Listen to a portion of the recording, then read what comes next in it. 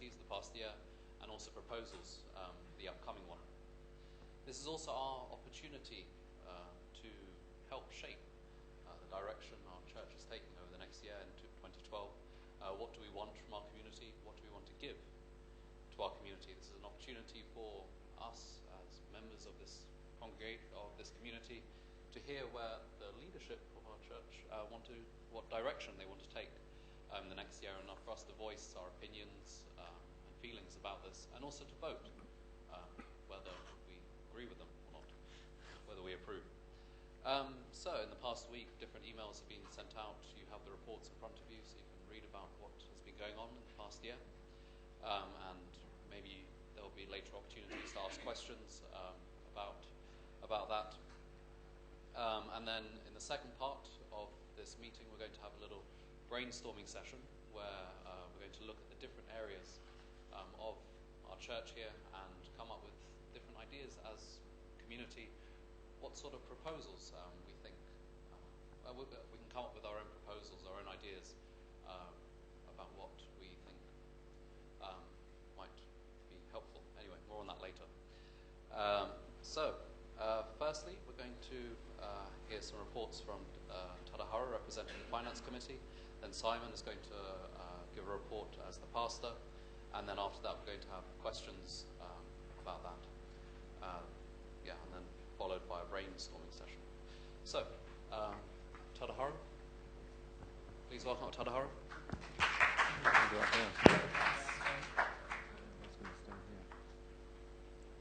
Okay, hello, good afternoon everybody. I left some reports on the seats. There might not be enough to go around one each, but you may have to share. Basically, I've been part of the Finance Committee since I think over a year and a half ago, and I've been taking on more responsibility in keeping the books, and also being part of the committee, making decisions on where to spend the money when the request comes in, and basically making sure that we comply with our requirements. So we send reports to the HQ accounts, which have its own set of accounts. So basically in this report here, I've tried to put down the figures as clear as possible. And one thing I need to mention before I begin is that there's a mistake on the second page. Our cash balance, it's supposed to be 23,000 and 14,000 instead of 230,000 and 140,000. So there's one figure too much. We wish we had 230,000. Well, actually, unfortunately, we only had 23,000. Yeah. Okay. So please note that, and don't think we have excess amounts of money. Okay. So I'll just go through in a chronological order of the main financial events that happened during this financial year. Well, it's not exactly from April to April, but I've included February because since this is the first AGM, I think it's good to know, good to include one of the main expenses that happened earlier this year than just excluded because it doesn't fall in the financial year. So the first big event was we purchased the purchase of the van. So the idea was to purchase this van and then use it for different purposes, to also rent it to different communities so they could use it for workshops and other events. And so we purchased that in February for £1,000 from Emmanuel Youth and Community Centre. Is that correct? Yeah, for £1,000. And because the state of the van wasn't, perfect, we needed to do some work on it. So we spent £1,200 on to do the body work, and £1,150 on insurance as well. So the van was used for over almost a year to also um, bring the people who had, some physical problems. For physical reasons, they couldn't make it to Sunday service, so the van was used to pick up for pickup service as well for 1 year. And Marshall D'Souza has been working very hard to manage the van, both renting it out and also keeping accounts and reporting back to us. So we want to really thank him for that. But unfortunately, due to a new law that came in, it didn't really make sense for us to keep the van anymore, because we would have had to pay quite a lot of tax on it just by keeping it in London. So we decided to eventually sell it. So Marshall sold it for £2,050 just last month, and it was quite challenging actually to sell this van in London, because suddenly nobody wants the van in London anymore because of this new road tax that came in. Maybe Marshall would like to give just 2 minutes on the van. Yeah. Thank you. I'll be very brief. I saw the report. Good afternoon, everybody. Sorry. I just feel I have to defend a little bit why we bought this van and the purpose of it. I've got 2 minutes to do that. We did buy it for £1,000. We did spend money to fix the rust and respray it. But I think the purpose was, as Dr. Hari said, to really serve the community. This is going along with Simon's idea to serve the community and to encourage service by community members. So that was one of the main reasons why we purchased it. And like Tadahara said, we had to sell it. I wish we didn't, because I think we kind of fell in love with it, and I wish we could have kept it longer. But we had to sell it because of low emissions zone. The Transport for London started this on the 3rd of January, that every van had to have, any vehicle over 8 years old had to have either a clean catalytic converted engine, or they had to be new. But this one didn't fall in either category, so we would have had to have paid £100 a day to have it here. So therefore we had to sell it. Hopefully one day we'll raise money to buy a new one. That's my hope. But just to say, it was, I think it was still worth having it, even though we made a loss of £2.38,000 according to the report. I mean, you can't really count the insurance. Every vehicle has to be insured. So I want to defend I think that, from my mind, that figure's wrong, because it's from that point of view, because we can't put things in figures always. The purpose was very good, to serve the community, to hire it out for workshops. It was very good for weight. For example, taking 17 children to a workshop or to dance training, we can't do that anymore. So actually that was a real benefit to have it. So that's basically all I want to say. I'm very grateful to Simon for having that initiative. Just one last thing, maybe. Very short testimony. When Simon mentioned on a Sunday service that it might be good to have a minibus, somehow that stuck in my mind.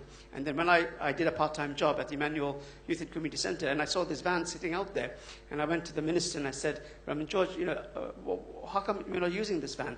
And he said, we don't have anyone to drive it, and we don't use it. So I said, do you want to sell it? And then he came up with this figure of £1,000, which Simon was happy with. So we resurrected that van. So I think we kind of really used it for a good purpose, and we brought it back to life. And now, just to tell you, it's bought by a very good Zimbabwean family who I met a few weeks ago. I met them first in London, and then I brought them to Chislehurst. They love the van, and they're going to take it to Zimbabwe. So I said, I want this van to have a good home, and it's going to go to Zimbabwe later on this year. So thank you very much.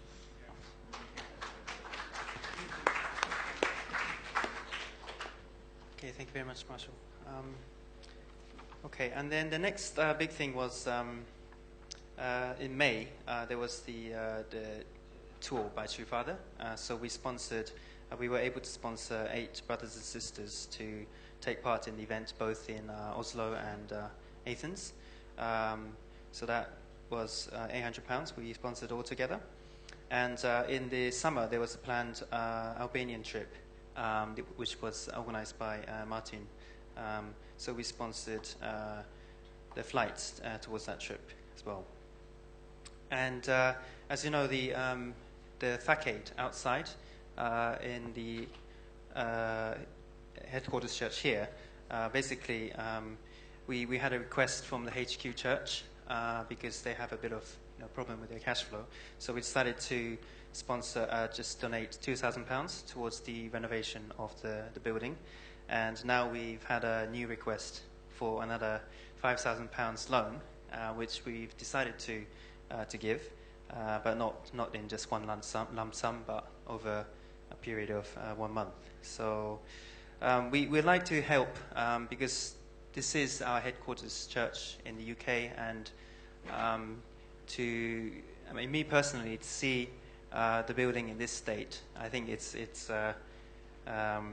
quite, I like to see it, renovated as soon as possible, and we all agreed as a committee that this is something we should be, within means, of course.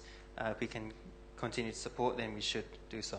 And they promised to return the £5,000 over 2 years with an interest of 4%, so which is not too bad. And so we're now putting together everything in writing. Even though this is between headquarter church and LG Community Church, we need to do things in a professional way. So we want to have it in writing, and we'll make sure that everything will be repaid in full. Yes, so I want you to maybe take a look at the attachment, which is you see the kind of the table in the back. So I put down the figures of the tithing trends. So for the financial year, April 2010 to 2011, and this year. We still don't have the figure for March because we're still at the beginning of March, but it's likely that we'll have less tithing coming in compared to last year. I'm sure there's many different factors why we have less this year. But I think even if we did get 4,000 this month, we will be still 7,000 short compared to last year. So tithing is something we need to think about. And the van expenses and income, there's a breakdown there if you want to know more about it. Okay, so because of the reduction in the amount of tithing, and also now that we have a larger team working here, both on a full-time basis and part-time basis, we have, you can see on the second page the breakdown of staff wages and expenses allowance. So we're currently spending about £2,750 for allowances, for expenses, travelling expenses, and also wages for all the staff working here. So,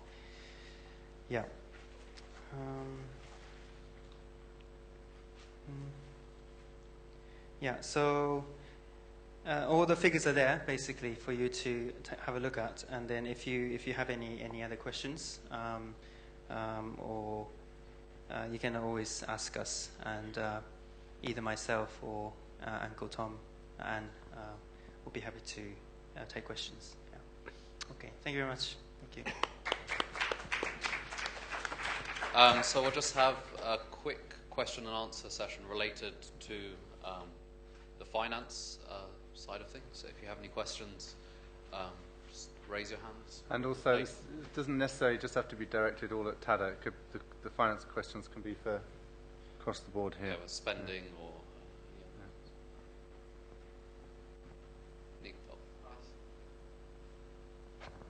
Yeah, a bit of a new person here, but what's the difference between LG Church and HQ Church? Well, there is. I mean, we're 43 LG Community Church.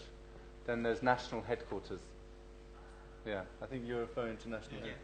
Yeah, when Tada was saying headquarters church, what he meant was national headquarters, which runs the management of this building as in its entirety, all the fabric and overall, and we rent it off them. Yeah.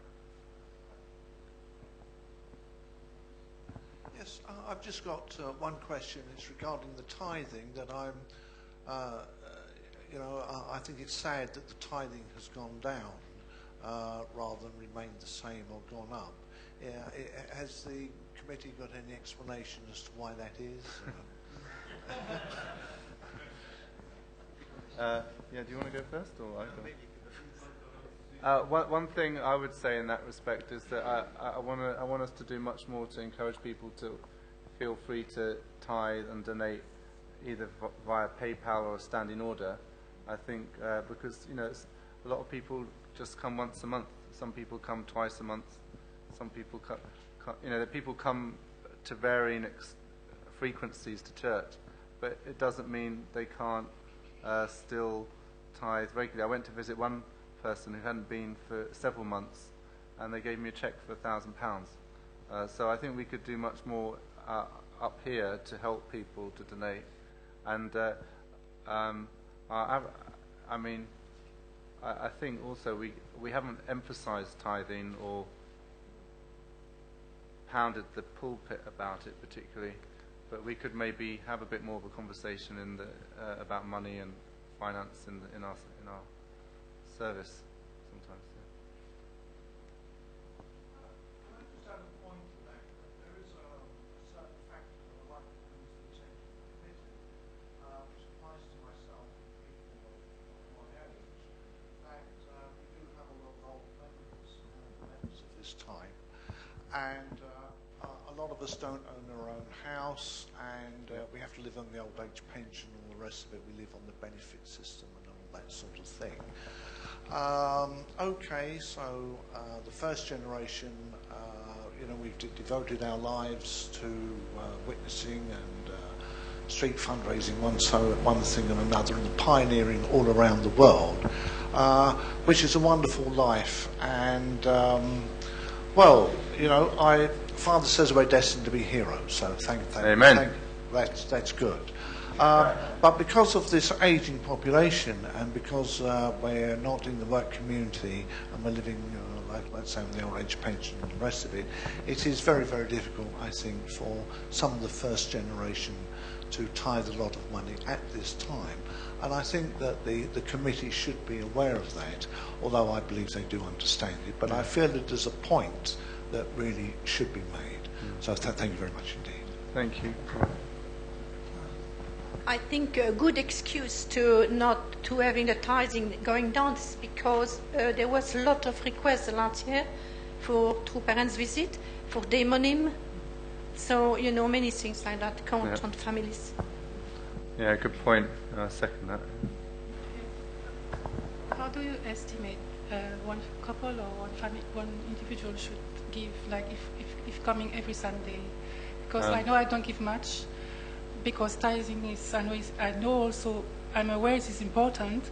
However, I give little. But if, for instance, you, according to this, the costs, you say it would be best if you give so, perhaps I would make more effort. So would you give an estimation, please? We aim, I guess our tradition we try to encourage is for us to all be able to tithe 10%, give back to God 10% of what we have, at least that. I guess that's what we would say. Anything that comes into your life, I guess. And of course, if you're on the breadline, that's hard. But that's I guess what we strive for from a faith point of view. Yeah. Hello, just curious, what is our rental agreement with headquarters? So we currently, to use this room here for the Sunday service, we pay £50 per Sunday service. So if there's 5 weeks in one month, then we pay them £250 in cheque. If there's 4, then £200. That includes the cafe. That includes the cafe and everything downstairs as well. So, but a good deal, I think. Yeah. Hello. I just would like to remind people that in the last 2 years there has been recession as well. Anyway, so that could be the reason why. Yeah. the tide has gone down. I mean, people have lost jobs and everything. So. Yeah, thanks, Wellington. I think that's true. Yeah. Hi, I just want to. I don't want to put him on the spot, but I just want to ask Ray, where's the music ministry? What's happening in there? I mean, that's. I don't know if this is from now, or is this us? This is From now. as it stands now. So what's written there is my wage, and then I think we get £200 for a month to run music ministry. So that includes giving people their own expenses. So we offer everyone who's in the music ministry £5 per week for their expenses, and then other things that we're always trying to kind of upgrade, the things that we have, and I'm sure you've noticed us buying things here and there, So, for instance, the drum screen. So we kind of save that money to buy things like this. So I can probably give you a general breakdown of that if you wanted it. It is. We've been getting more business recently, but as well as that, we are being asked to pay rent. So basically, most of the money that we get in is going towards rent. Yeah, Simon Roselli, the National Finance Director, basically they said to our use of the studio space down there that each month going up £50, so £50 next month, 100, next month 150, etc., till it gets up to at least £850 a month. That's what they want to kind of draw back on that. So anyway, Raymond's got a Russian rock band practicing in there, which is just great for my work in the middle of the day when they're practicing. So yeah.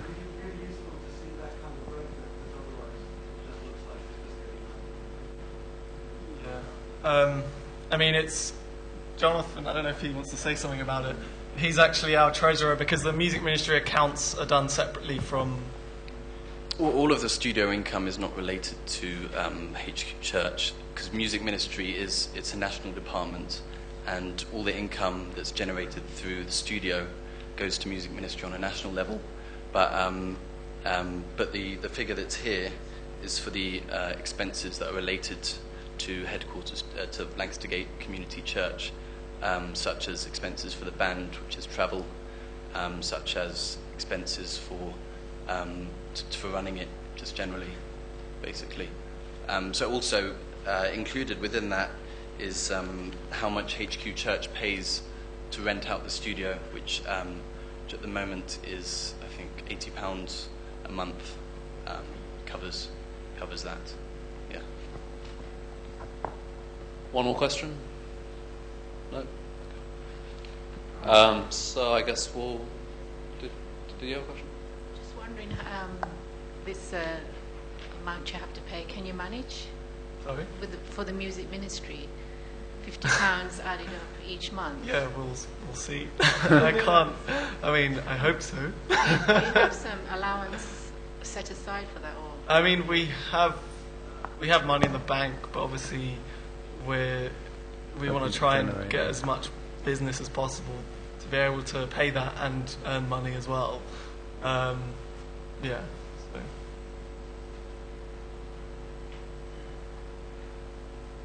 Okay, so I guess that brings to close the accounts side of things. So Simon Cooper is now going to... Are you okay if I stay here? Because I stood up there earlier. You don't want to see me standing in front of you again, do you? So he's going to give the pastor's presentation. Let's welcome up Simon Cooper. Down on the stage. Okay. I'll spit my face. Anyway, for the numbers here, I'm quite encouraged, to be honest, because AGMs aren't typically the most exciting, attractive events for people to go to, although I think they can be. So I think what we've done as a community, all of us here, over the last couple of years, because we haven't had an AGM before, so I'm talking a little bit extended from 12 months, last couple of years or so. I think it's been something quite different, generally speaking, in terms of how our communities have been run and how they've worked together traditionally. I think we've experimented a lot. we've explored a lot of different new things. I think we've created something that many people could feel a greater degree of ownership of, and I think that's something we can offer to God. I think when we think about offering something to God, it's crucial that one feels ownership over what one offers to God. Otherwise, it's a bit funny if you give really what someone else's idea is to God. And the reason I mention that is because we are existing and living our lives of faith in a movement that has a particular character and culture because of the time we're living in, because of True Parents and everything that they're desperate to accomplish in their lifetime. And for various cultural reasons as well, we get an enormous number of directions that come from up on high for various events that we haven't necessarily instigated ourselves, and etc., etc. And that's fine when you think about it in the context of who we're trying to connect to with True Parents and what they're trying to do. But what happens if on the local level there isn't ownership is that eventually I think people become potentially, I've experienced occasionally myself, becoming neutral in many respects towards a lot of things. And so one thing I want to strive for us as a community is that we offer something to God that we have created, and in no way does that make it any less something that's not connected to True Parents and to the overall providence, but nevertheless we have created it. It's got our stamp, our character and our identity on it as part of True Parents family. And I think that's, if we can develop that kind of ethos and culture, I think it can turn into something very attractive. And so we did speak last year, or maybe beginning of last year, or even the year before, about how every community, every church in the land must have a particular calling from God. God must want this community in Hammersmith to do something, that community in Leeds to do something, another community. Each church, like every person, is unique, and God doesn't relate to them on in a general way, but in a very specific and personal way. And so I'm sure God wants to relate to our community in a very specific and personal way. And I think that over the last 2 years, we've gone some of the journey towards accomplishing that. That we've looked and searched our unique calling from God as a community. We've begun that journey. We certainly haven't completed it. And of course that's why we're here today, to sort of take stock. And as I expressed in the report, it's terrible when you write reports. You always wonder if people read them. That's why I don't normally write many reports. I get in trouble for that sometimes, but anyway. One of the things I mentioned, of course, is there's countless acts of faith and mission in our community that have gone on. When I just look out at all of you now, I know that so many of you are involved in such a wide range of different activities and missions and acts of faith. But one thing I think I feel we need to get better at, and I need to get better at helping to manage, is placing them all in a context which can make them more significant. That means all the things that you do every day can become more significant if, as a community, we can get better at putting them in a context that somehow helps to amplify, what people are actually doing. And that's one reason why we wanted to start this activists meeting, and now we call it, like you saw today, this activists lunch, so that we bring together all the activists in our community to network with each other, myself and other staff, to listen to what people are doing, first of all, and based on listening to be able to then look at how we can support what different people are doing. For example, Peter Graham and his cultural foundation, and what he's doing with a variety of other NGOs, what Mitty's doing with Women's Federation, what Marshall's doing with weight, what Sung Jong and the other footballers are doing with football on a Sunday afternoon. All these things are very different, but they're all, I think, things that we could get better at supporting and really lifting these things up further. I know for me, in terms of the job I've been doing as a pastor here, I want to get still much more education and training in what I do. I'm a lay pastor. I'm not a professional pastor. Whenever I went to an airport with Reverend Song and we bumped into everyone, he always introduced me as a lawyer, and I kept explaining to him, I'm not a lawyer. I know it sounds really cool in Asian culture or something, but I never completed the training, so I've just got a LPC certificate. Anyway. But I want to, this spring, explore further training and education for myself as a pastor, because still this is the path that I want to go in my life. Whether that's books, whether it's a short course, or whether it's a 2-year part-time course, I don't know yet, but at least a concerted effort to develop my ability as a pastor. Part of me is tempted to go to some sort of evangelical Church of England church and get trained by them, but I don't know if that's a crazy idea. Also, developing our culture, I think, on that topic of developing our culture as a community, I want to really see how we can do better in the coming year at making education being something that's more consistently built in to what we do, into the experiences that we all have as a community. When you come here on a Sunday, whether you volunteer or for the staff as well, that whatever we're doing, it becomes much more of an educational experience, and that there's actually a spiritual education path for everyone in this community. So when someone new comes along, they see the first step already in front of them. And when they see a lot of people who don't have a very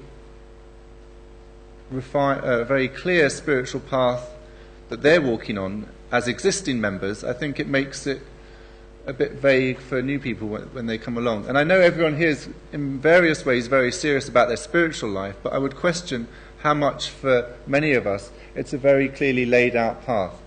On that, connected to that point, I think I'd like to mention about tribal messiahship and the things that Martin Maloney and others have been doing to really explore what does tribal messiahship really mean in actuality in our daily life, in our home, in our family, in our neighbourhood. And the evening programme he's just started, based on the previous one he was doing with Huguette and others, which is now on a Thursday evening, right? Which is having a conversation about this, I think is really valuable. And I think whatever educational path we make will have in some way be rooted in the whole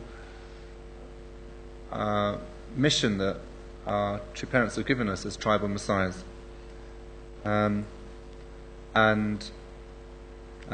Give me signs if I'm going too long, Robert.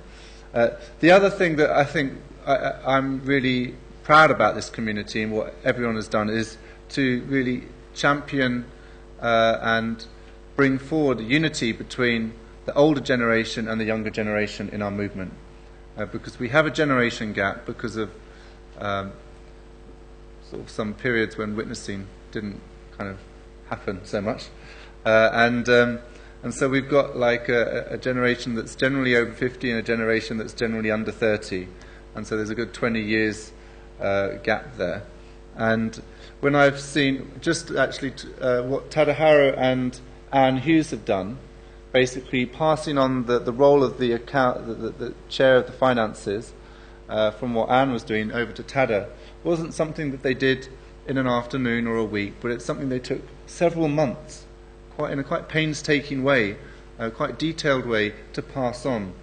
And I think that's really something. Actually, I think even I'd just like to give them a round of applause for that. So I think that's really when we hear these nice words about inheritance and development and all these things. Actually, to put that into practice is really that's special. And I know others of you are also working on that in various ways in your mission fields. Another thing I mentioned in my report on that topic was how in our local community here, what Tom O'Connell was doing with the M scene, and then what then Veronica and Robert, because Tom's been teaching because of the early twilight hours in the winter, and so we haven't had him as an MC for a while, which I hope we'll get him back in the summer. But he worked on the whole role of the MC, and then Veronica and Robert, took on some of that quite deep work, I think, that Tom did, and again, I think developed it, and that, again, for me, that's really important, that unity between the younger and elder generation working. And give them a round of applause too, yeah. I think a community needs to create its own processes and structures, rooted obviously in God's principles, in order to flourish and grow. And so having clear processes and structures is really important. And we've tried to do a lot of work on this in terms of making the quality of experience of people who volunteer to improve. I remember often in our movement in the past when people were just asked to help for a moment, and then that was it. And then they were maybe asked to help for a moment again for another event. But I think we've tried to create a more of an ongoing experience as a volunteer, so that when people volunteer here, there's a bit of a rota maybe. There's some social evenings for volunteers where they can give feedback about. So the staff tree we have downstairs on the notice board basically comes from feedback from volunteers who said, we want to see the big picture. I'm helping on the reception desk, but how does that fit in? Where do I fit into the bigger picture? And that also, of course, helps with communication and things like that. And so on this whole thing about processes and structures, I want to make a couple of proposals today. One is that we create a more formal structure as a local community church. We don't necessarily, I think, need a legal structure yet, because we're anyway part of the Family Federation charity on a national level. But nevertheless, at this stage, to create some formal structures for our local community church here. One idea that I want to try out today is having a vote of approval or abstention or disapproval from the congregation about the role of the pastor. So we're going to. Have we got a piece of paper? Anyway, we want to have a sort of little vote where. So it's really good for, if you're working in a community taking a leadership role, to know whether people approve of what you're doing, or they're a bit indifferent, or they maybe a little bit disapprove of what you're doing, because it helps you to do a better job. It's not a personal thing, most likely. And another thing I wanted to suggest is that we create up certain committees. I think a very good one would be to have a council of elders that would be potentially elected. So I'd like to know what people think about that. And for that to be elected, the reason I sort of like the idea of having a bit of voting, a bit of congregation democracy, is because I get emails from some of you about some stuff, but there's a lot of things that maybe I don't get to hear about. And to have a formal channel where people, the body of the church, can express its opinion is, I think, very healthy. And, it's the sort of Western democracies in good stead for many centuries, for a long time. And we can see what happens when you don't have it, just by looking a little bit to the middle of the East. Yeah? And then one of the things also on the finance committee, I've spoken to Tada about it and others, and I've also spoken to Jonathan Haynes himself about it, and I wanted to nominate another extra finance officer on the finance committee, which is Jonathan Haynes, because I've seen what he's been doing with Raymond and the music ministry's accounts. He's also the only tenant of Lancaster Gate who's ever written a letter to his landlord to say, I think you're charging us too little rent. So I thought that's a good sign, very sort of public spirited. And so I wanted to nominate him to be on the finance. At this point, more in an advisory role. He's also going to work as an actuary, I think, when he graduates. Again, actuarist, sorry. So when Robert comes up, I want to do a little sort of show of hands whether people support that or not. And so that's about it on those issues. And the last thing I wanted to mention is about pastoring. There's been times when I've visited a lot of people, and that's always been very uplifting and really invigorating for me as a pastor. But it's, I haven't obviously visited everybody, and I would like to really this year see if a hope of mine, I guess, that I'd like to create a strategy and a good plan for would be that we could have at the end of this year, let's say we had 12 trained, passionate kind of small group leaders, people who are not put as small group leaders but have been raised up or feel a calling to lead a small group in their home or in their geographical area. I know some people are already doing it. I know Martin's already meeting with several people in his neighbourhood. When a family joined our church recently, the De Caras family, Martin's trying to find out, where are they, because he wants to talk to them. There they are in the corridor. He has a word with them. We live in the same area. We're doing something. So I don't think everyone feels confident or called to do that, but I think if we could get at least 12 people in our community this year, that would be an amazing accomplishment, because it helps to create more environments through which people can have worship and fellowship and personal growth. The only other thing I want to say is a really big thank you to all of you, and a really big thank you to these guys here who I meet with on a regular basis and work with sometimes on a day-to-day basis. I'm so grateful to be in this community. Thank you.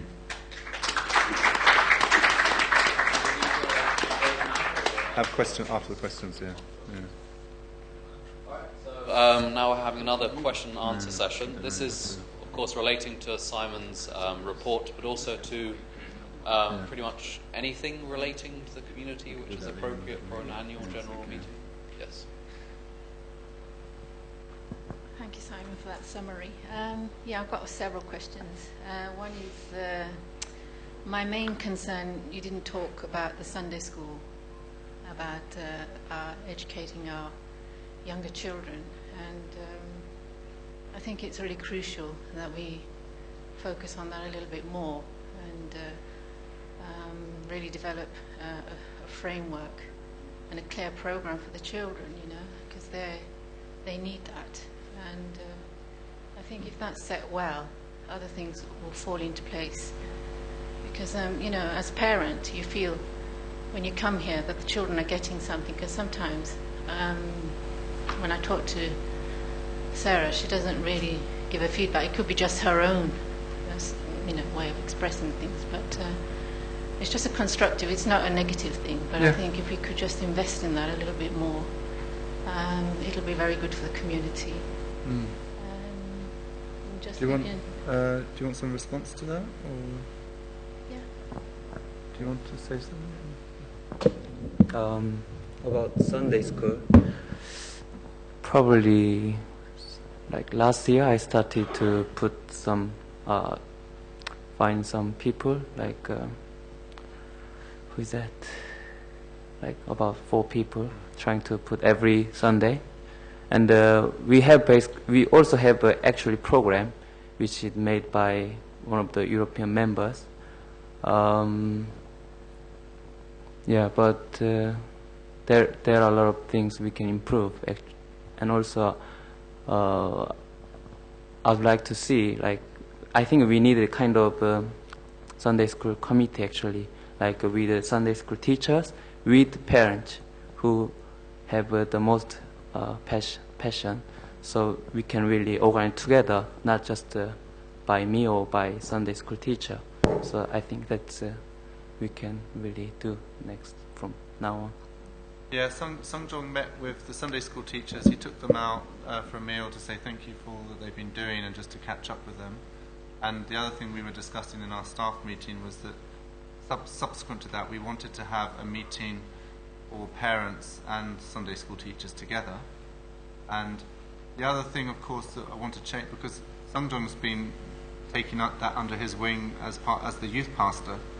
But as you might have noticed in the report, Sung Jong's going to be finishing his mission as youth pastor in May, June. And so firstly, we're going to be looking for a new youth pastor. At this point, we're thinking to start by looking for someone on a voluntary level, which means separating out some of the tasks. So we're thinking that maybe the Sunday school then would not come under the youth pastor mission, but we would create a separate committee with some parents and some people who inspire to teach, and with one person as a chair. And I think my view on Sunday school is that if it's something we really develop, it can become a big selling point, actually, as a community, that we're not just trying to take care of our kids, we really want to help kids in general, and it could be a really big mission. So.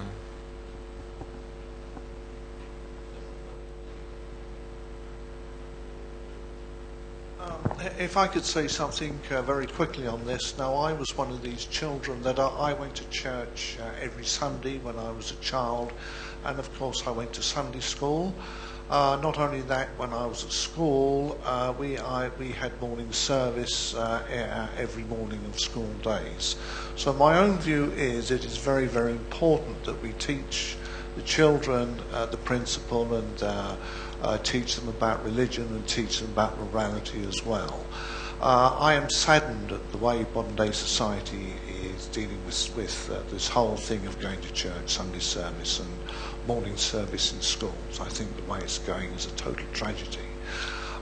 So this on Sunday school, I think it's very, very important. And unless you can get these children understanding morality and religion, and if they don't do it as children, to get them to do it as adults, I think is very difficult. So that's my viewpoint on it. I feel very, very strongly on this Sunday service issue. Thank you very much.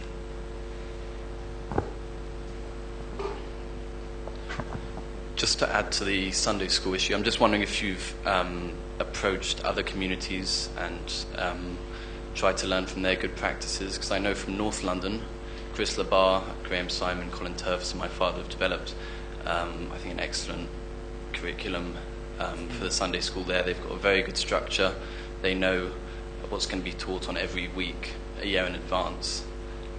Myself and my brother have taught underneath that structure before. We think it's excellent, and just wondering. I'm just wondering whether you have approached other communities to see what they do, because you know there are plenty. We have spoken. I haven't spoke to him, but not really. Enough maybe. But once I remember one sister came in from North London. She did one Sunday school, but there was only one time, and I think I got some materials from your dad, and but probably it's not enough.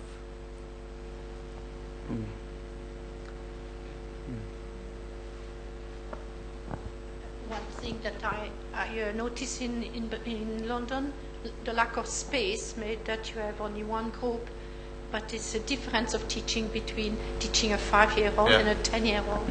So that was one of the most biggest challenge for me, actually, organize Sunday school, because teachers are limited and children's really, age is really different. So actually it was really challenging for teachers, basically. So and also we need more space, to be honest, but it's also challenging too. Yeah, I just wanted to share, it's quite funny because I don't have any kids, of course, but my mum's doing a Sunday school in Budapest community, and I know a bit how it's done there, and that's one really important point, because we don't have too much space there either, but this is one thing that is really emphasized, because it's just I think there's many second gens, and it's divided up quite trying to have small groups and at the same age, and it helps a lot. So that's one point that I wanted to say I think would probably help a lot. And the other thing is that it's an initiative that is starting now at home, is cooperation between the parents whose children meet in Sunday school, because it can be quite funny how beefs can start and the parents don't even know about it, and then all these things go around, and then the pastor has to come, what's going on, everyone's hating each other, and no one knows about it in that sense. So, yeah, I think it might be a good idea to have the parents who meet every now and then, like monthly or whatever, and then, you know, just get together and see what's going on between the kids. So that's an idea. Any other topic? Well, the same topic, but it's very important. Yeah, just to basically to congratulate my brother here, who's saying that there is not enough space in this country, but there's still, you know, there's still for not in the sense of teachers and students and a small area to actually educate the children. I know that we're a bit limited downstairs, and we have that problem. And I know that some of the teachers, they find it difficult to actually teach in that room when there's the mixture of different ages to teach, and it's very disruptive for the teachers. I've suggested why not to have different ages in different groups, yeah. And also, what's very important is actually discipline in the room, a sort of a code of a conduct where the kids can know, as they enter the room, they know what's required of them. Yep. At the moment, I feel that that's not happening, so I feel that needs to be developed. Yeah. So because it's our future, and we need to actually concentrate on that area. And also, if we're going to invite or witness to people outside who have families and children, if we're going to invite them here, we need to show a standard. And I know in the past what happened is some parents have been here, and we witnessed to them, and they came, and they have small children, and obviously they were not happy because the children couldn't join the groups downstairs, because there wasn't a formal structure for them to welcome their children here. So I feel that if we're going to actually develop that area, which is very important, we need to have a code of practice where we can feel that we can invite anybody. Yeah?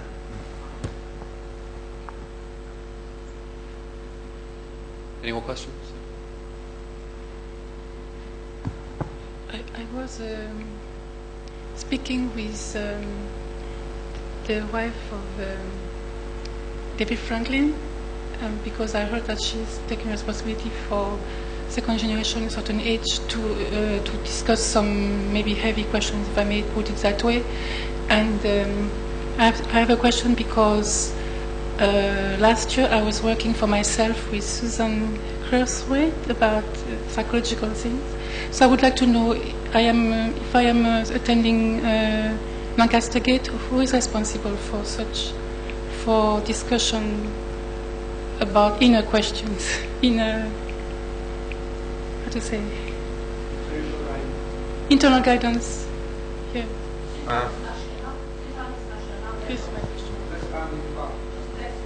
I guess that's mine and Mr. Hershey as assistant pastor. I guess in the pastoral sense, we're responsible. People want to talk about issues of the heart and mind.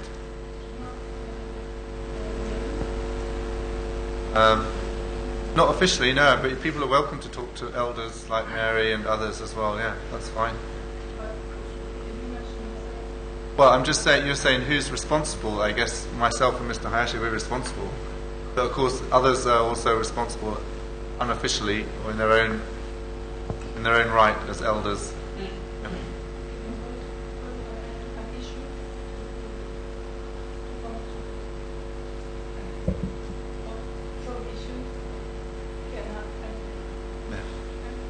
And if I can't deal with it, I'll try to help you find someone who can help. Likewise.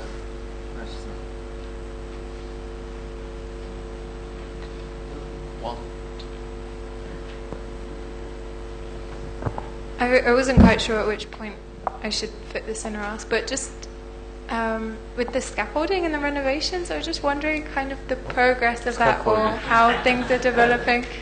If Maybe David Franklin's best to give a brief kind of update.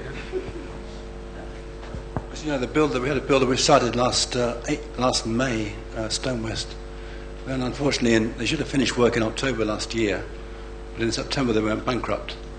So we spent a long time negotiating through our lawyers with them to start a new contract. So last week, about 2 weeks ago, we signed a contract with them to continue at a very good price. So they're starting work on the 9th of April. They're going to finish the top house will be finished by the end of May. So the scaffolding will start to come down at the end of May and be finished early June, the whole thing. So please be patient a bit longer. We'll get you there.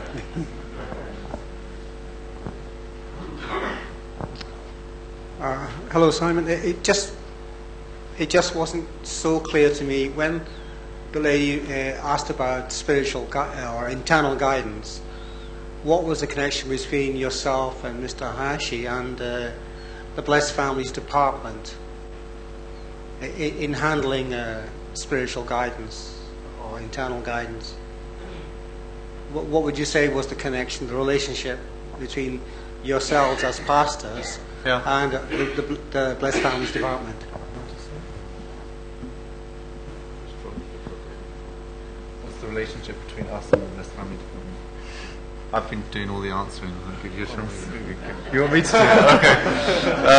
Okay. Basically, I mean, they help pastors and communities and just individual couples and different members around the country.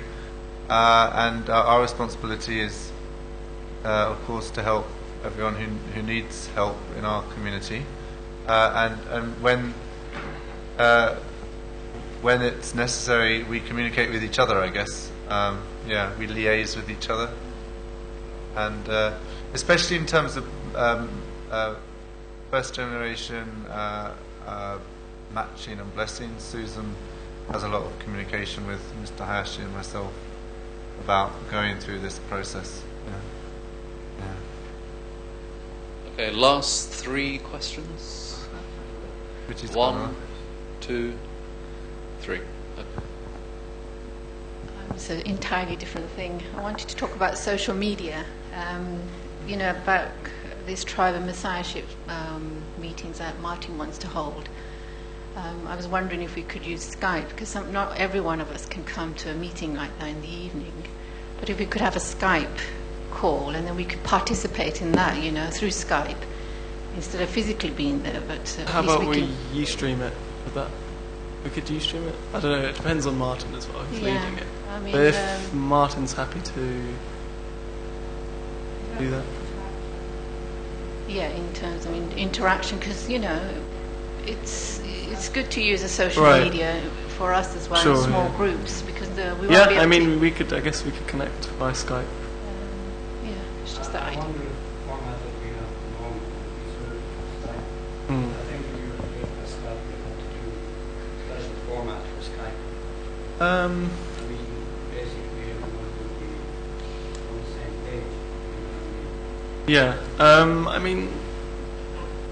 We can try something out. We can experiment maybe.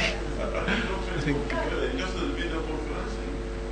Well, maybe it might be easier just to do it audio, because usually, we're in a. Yeah, we could try. Yeah. Because we're just doing it very small bits. We're doing just one paragraph, and then we're having a discussion, question and answer. So we could actually communicate. Yeah. Engage other people. Yeah. We'll try it out then, I guess. We'll try it next Thursday. Yeah, sure. Okay. I mean, another thing you could do could be revolving from different homes.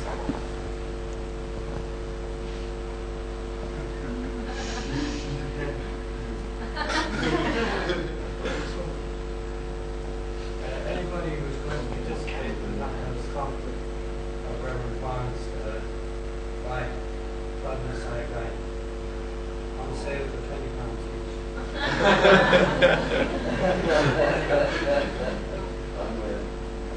Tom. Yeah, question for Simon. We did actually have some members of different faiths visiting our community, I think about a year ago, if I recall, which I thought was very uplifting and inspiring. It sort of exposed us to other faiths as well. Are you thinking of reintroducing that? Yeah, that's a good point, because we especially did that when we had the evening program, the evening service that was going on for about a year. I think we kept that going at least for a couple of months.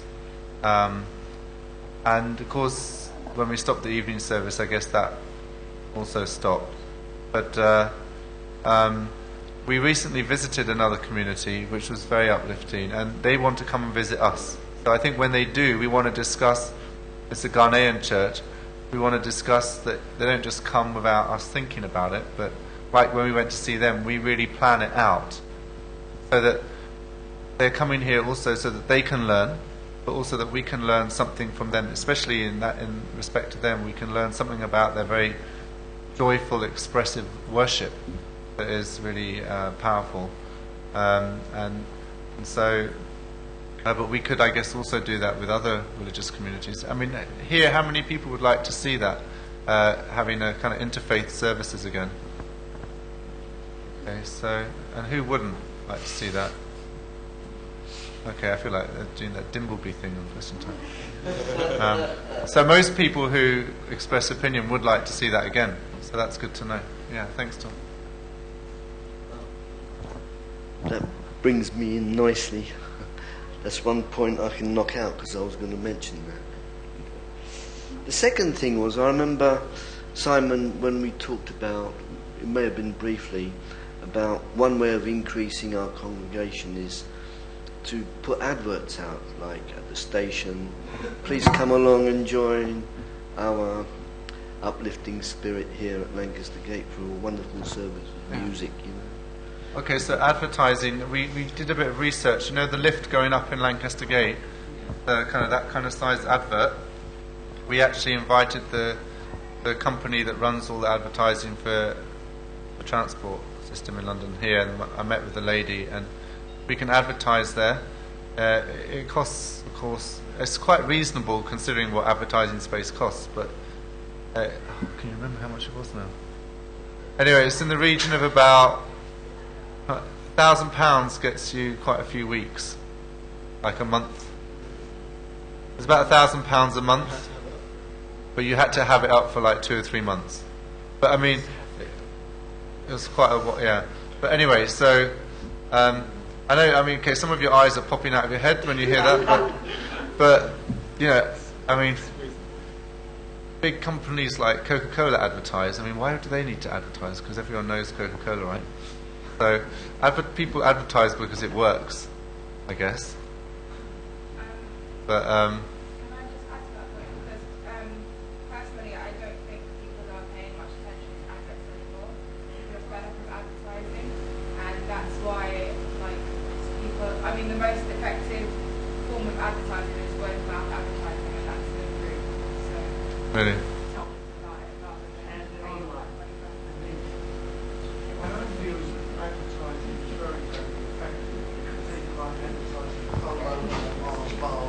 Or anything like that, you'll find that when I know it's only a small product like Polo or Mars bars or anything, or Hellman's or anything like that, what happens is that sales go up enormously, even in one-man businesses. So I know that for a fact. So the reality is advertising does work, and that's why the big companies spend so much money on it. I mean, I think at the moment, as you heard the finance report, it wouldn't be probably right for us to spend that sort of money.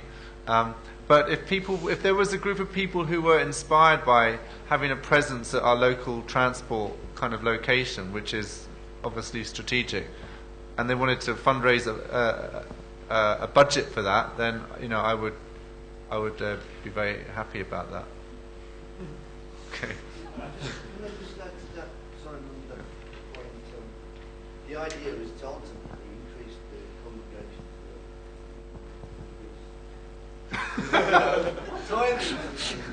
Not sure it quite works that way around, but yeah. Yeah. Maybe something for another day. All right, so now we're going to vote on the few different things that have been proposed. So we're going to have a vote for Jonathan Haynes to join the Finance Committee, and a vote for the proposed Board of Elders, if that's something that we want to pursue, as well as a vote of approval for our pastor. We haven't got the paper. That needs Simon to be Cooper. anonymous, because, Also gonna do it anonymous. or at least private. But so we'll do that one at the end. Do that one. We need the pastoral one. Okay. Pastor one, because we haven't got the papers yet. So we'll do that later. Yeah. Right. Okay, so could we have, so first I'll do a show of hands who approves the motion, and then afterwards those who disapprove and those who have abstained. Should we put the hands up as well? No? Okay. Yeah.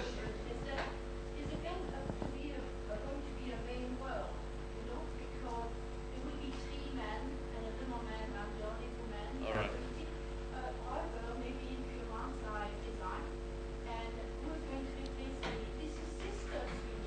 Yeah.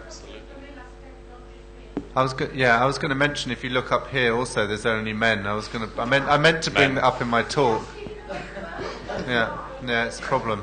Yeah. Yeah. We're sorry, sisters. Yeah. I mean, theoretically, we could have a lot of other women up here, like Mrs. Hayashi, who does an awful lot, like Abigail Cohen, who also does just as much as Sungjong, I think. Yeah, more sometimes probably more. than me, yeah. In every area, there's a lot of sisters working and volunteering. So how we get them up here, I don't know. Maybe. That could be a goal for next year, perhaps. Would you like to see more sisters up here, everyone? Do you want to put your hand up if you would? Okay. Hands up if you wouldn't. All right. All right. So so hands up if you support the motion to have Jonathan Haynes on the accounts committee. Hands up. Okay. So that's. Sorry, Mitty's asking a question. Sorry. Jonathan to join the finance committee. Whether we approve it. To be part of. Okay, the reason why I wanted to propose Jonathan to be on the finance committee is I want more input in terms of where the finances go, and I've just listened to a lot and seen how he's been working with the music ministry, and I want it to be a bit bigger, the finance committee, as well than it is at the moment, and Tadaharo also needs more help, I think, with the finances, and also, like Anne said, that she might be stepping down at some point in the future. That's why we're having a show of hands. I completely agree. We could have another vote on whether we should also try to find an extra sister for the finance committee, but I don't think that should prevent us from having.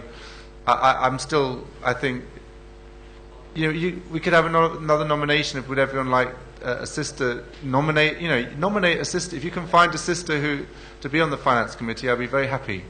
And I don't think it should limit the numbers. So if we vote on it, we can see if people agree or not. If they disagree, it's fine. I don't think Jonathan will take it personally.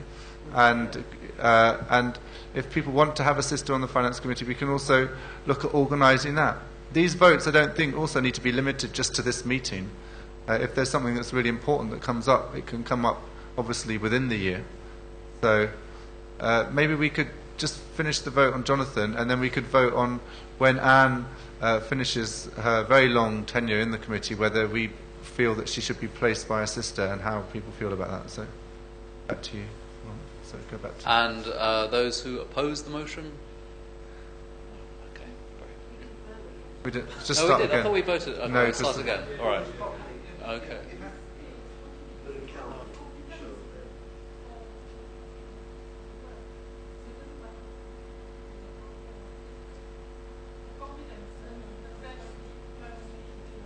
Anyway.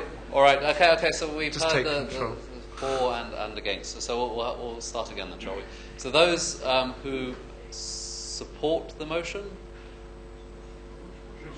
My brother to join the finance committee. Yes.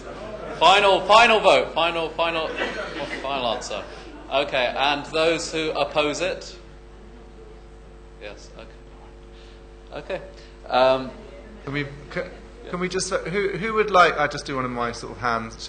Who would like to see Anne replaced when she steps down by another sister? Hands up. I think. Yeah, and I agree. We have one on the national committee, Cecilia Fortune. It makes a big difference. Okay, great. So we make a note then when Anne steps down that we make sure that we find a sister to replace her.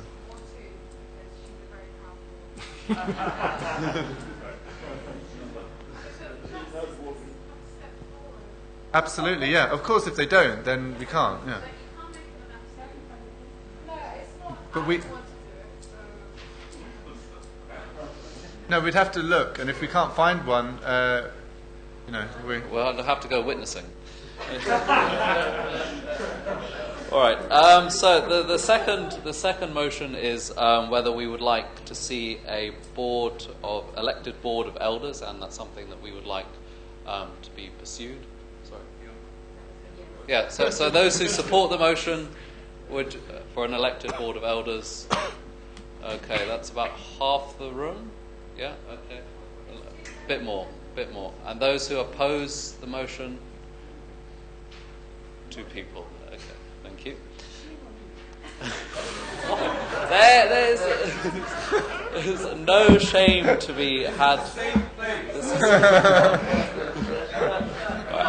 Everyone rush Adrian. I'm glad it was you who had that said to. Okay. Yes. Everyone is entitled to their opinion. All right, and then afterwards we'll have a vote of approval after the meeting. Somehow we'll arrange that. Okay, so Maggie raised a point that is too vague. So, the reason I mentioned it in the talk was I thought there might be a bit of discussion on it, but we kind of didn't get. We focused mainly on Sunday school, which is fine because that's an important issue. But I don't know. Could we take 5 minutes to discuss the elders, council of elders? And to make that elected? Yeah. Well, I suppose that's something that needs to be explored. We can't just... I would say the purpose is to... Because, for me, working with Mr. Hayashi is really important because he's my older brother and he's the one with others who have led this, part of many of you who were part of another bigger community for many years, and that whole aspect of not just starting something new, but having continuation of tradition, of wisdom, which is basically experience and knowledge together. I looked that up. That's wisdom. Okay, and it creates stability as well, I think. And it also creates, I think, protection for those of us who are younger, who maybe we have lots of new ideas and lots of energy and other things that are good, but it's good for all of that to be kept stable by those who've maybe invested more over the years. And also, I think if those of us who are younger think about what it's going to be like for us in 20, 30 years' time, we're going to be in that situation where we're the elders. And so how will we relate to the younger people in our community then? That's a really kind of interesting question, I think. And getting a pattern where there is that elder group has some power, some authority, some voice, I think, is valuable. And as a pastor, I'm much younger than most of them, about half of our community now, and I think everyone's very they're very respectful towards me as someone who's much younger than them, but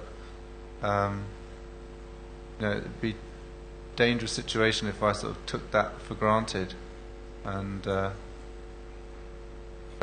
I think in terms of, we've got a leadership team, but then I think we need other committees that help to counterbalance that and keep it in check, in a sense. So it doesn't necessarily have to be an elders committee. It could just be a church council. Martin. Well, just to say that the council of elders doesn't really, it's not in a management position of any kind really, but it somehow is useful for reviewing how management is dealing with policy, and if it's dealing with policy effectively, or and it may be also in a position to deal with feedback, or be a channel of communicating inefficiencies or lack of care or concern on the part of management. So it really is it's a safe, it should be a safe pair of hands if it works properly and if it's properly constituted. So, it is useful if it's properly organized. It's also important to bear in mind that this is our first AGM, which I think is something to congratulate ourselves about. And so we haven't quite established the proper procedures for these kind of things, and let's hope that next year, when there are proposals of such a nature, that they will be proposed in more detail. In more detail, perhaps. And so, let's give them a chance.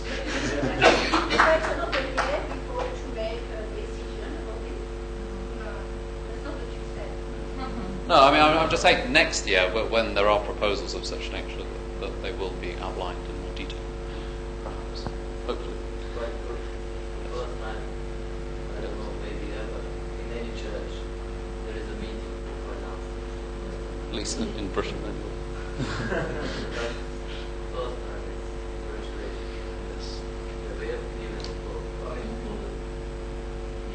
Yeah, absolutely.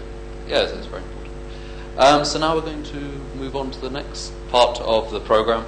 We're going to have a brainstorming session. So I'm going to outline 4 areas of the church and its different activities, and then you're going to get into groups of roughly 4 or 5 of your own making, and then talk about one of these 4 areas which you feel is the most important to your group. So make a quick decision about that, and then of one of those 4 areas, come up with an idea, like a proposal, an idea which you'd like to see help. Okay, wait. So I haven't started. So these 4 areas. So you decide which area you feel that, as a community, as a church, we need to work on the most over the next year. You feel that it's lacking or needs improving in some way, and so come up with a proposal, come up with an idea or a project which perhaps could help improve or alleviate or something else to do with that. So the 4 areas, is that clear? Does everyone understand that? Yeah. So the 4 areas are outreach, education, fellowship, and worship. So I'll just give some examples, perhaps. You'd like to see more publications for outreach work. You'd like to see more service projects, which we can help show what wonderful people we are. More workshops, something to do with autobiographies, something for education. Maybe you'd like more work invested into the sermon. Yeah, and also, not just something that you would like to take initiative, perhaps, on, not just see the leadership or the people doing. You'd like to you have an idea of DP study, character education for Sunday school in terms of education, or for worship. You'd like to get involved or have an idea for the music ministry, or something to enrich our Holy Day experience about. So something to do with that. So if you quickly arrange yourselves into groups. Outreach, education, fellowship, and worship. Yeah, so if you arrange yourself into groups of 4. Fellowship is, so there's like the Sunday program. It's how people coming together to meet as a community, to build relationships. The service, I would say more the Sunday program. So that includes the service, lunch, football. Worship is more concerned with the music, the holy days, perhaps. I think this is a clear way in which we worship together. The sermon, I think, is more education, perhaps. Worship's the whole Sunday service, isn't it? Well, I mean, but different parts. You said Sunday service was education. Yeah. Sorry. Anyway, don't get too caught up on it. But just yeah. So well, you have. Should we say? I think 20 minutes. It's too long. Really? Yeah. Okay. So who needs to go soon? Okay. So shall we? We'll say I think 10 minutes. I mean, you know, if you got pressure, then you know you think more. It's like exam stress. Anyway. Okay. So if you form yourselves into groups quickly, you have until 5 past. We're going to make your own groups. Form groups of 4 or 5.